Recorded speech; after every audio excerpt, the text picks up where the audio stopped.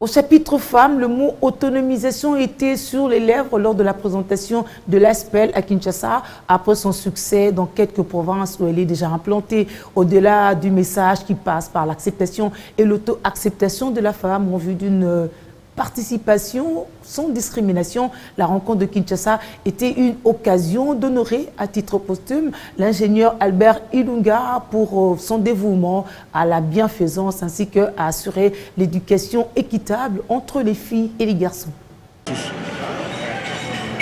Des femmes, essentiellement maraîchères et vendeuses de pain, disent oui à la vision de l'association sur les pas de l'ingénieur Albert Ilunga. Sa fondatrice, fille légitime de ce premier directeur ingénieur congolais de la Sominki, n'a pas trouvé mieux pour immortaliser son père, dont le modèle de vie était basé sur la bienfaisance.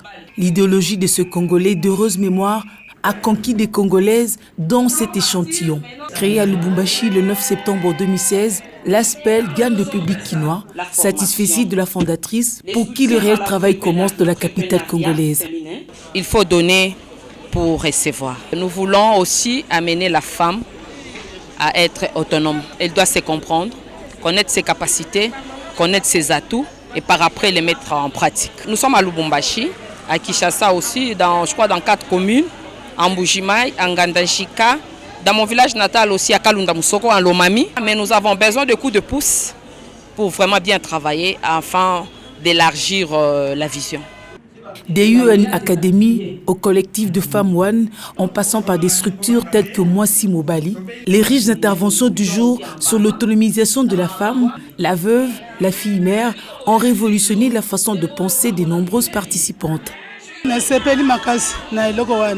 Je suis très contente de cette initiative. Dans nos coutumes, les femmes n'étaient pas prises en compte. Mais de plus en plus, elles ont leur place dans la société.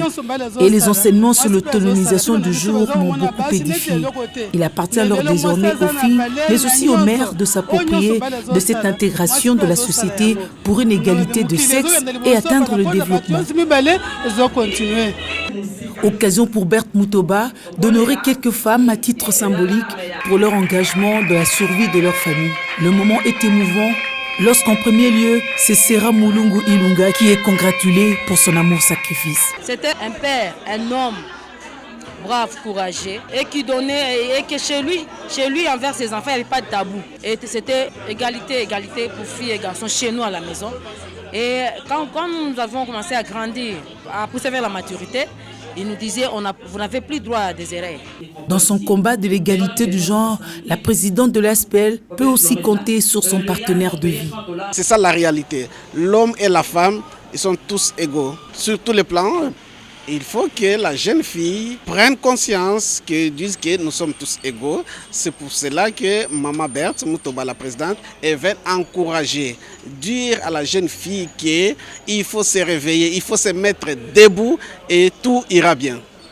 Le travail, la prière et la conscience, c'est la devise qui guide l'ASPEL, qui entend étendre cette tentacule sur toute l'étendue nationale et reste ouverte au partenariat.